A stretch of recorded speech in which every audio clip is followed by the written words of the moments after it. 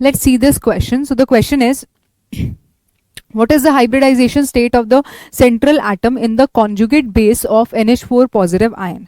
तो यहाँ पे हमें NH4 positive ion दिया हुआ है, तो हमको उसका हाइब्रिडाइजेशन कैलकुलेट करना है, ठीक है। यानी कि हमें सेंट्रल एटम यानी कि नाइट्रोजन, उसका हाइब्रिडाइजेशन कैलकुलेट करना है। तो हाइब्रिडाइजेशन कैलकुलेट करने के लिए हम स्टेरिक नंबर मेथड यूज कर सकते हैं। सो स्टेरिक नंबर मेथड ये कहता है कि अगर हमें किसी भी एटम का स्टेरिक नंबर निकालना है, तो स्टेरिक नंबर के लिए हम फॉर्मूला यूज करते हैं, steric number is equal to number of valence electrons.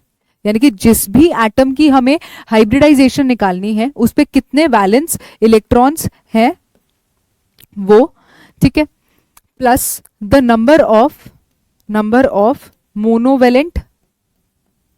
Monovalent atoms attached. यानी कि उस सेंट्रल एटम से जिसकी हाइब्रिडाइजेशन हमें कैलकुलेट करनी है उसके साथ कितने मोनोवेलेंट एटम्स अटैच हैं वो हमको लिखना है।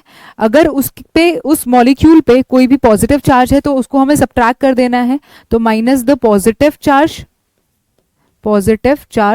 ठीक है, प्लस अगर कोई भी नेगेटिव चार्ज है उस एटम पे तो उसको हमें ऐड कर देना है, ठीक है, प्लस द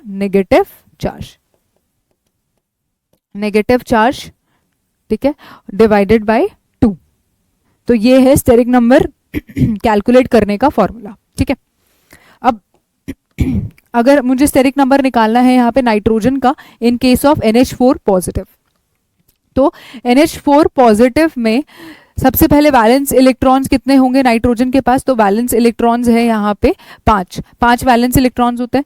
यहाँ पे कितने मोनोवेलेंट एटम्स अटैच्ड हैं? तो जो हाइड्रोजन है it is a monovalent atom, ठीक है। तो यहाँ पे हमारे पास 4 मोनोवेलेंट एटम्स अटैच्ड हैं, तो हम उसको ऐड कर देंगे। अब एक पॉजिटिव चार्ज है तो उस पॉजिटिव चार्ज को हमें क्या करना है? सब्ट्रैक्ट करना है, तो -1 डिवाइडेड बाय 2, ठीक है। तो यहाँ पे हमारे पास जो स्टेरिक नंबर आता है निकलकर वो आता है 8/2 विच इज इक्वल टू 4, ठीक है। और स्टेरिक नंबर 4 के कॉरेस्पॉन्डिंग जो हाइब्रिडाइजेशन होती है वो होती है sp3 हाइब्रिडाइजेशन।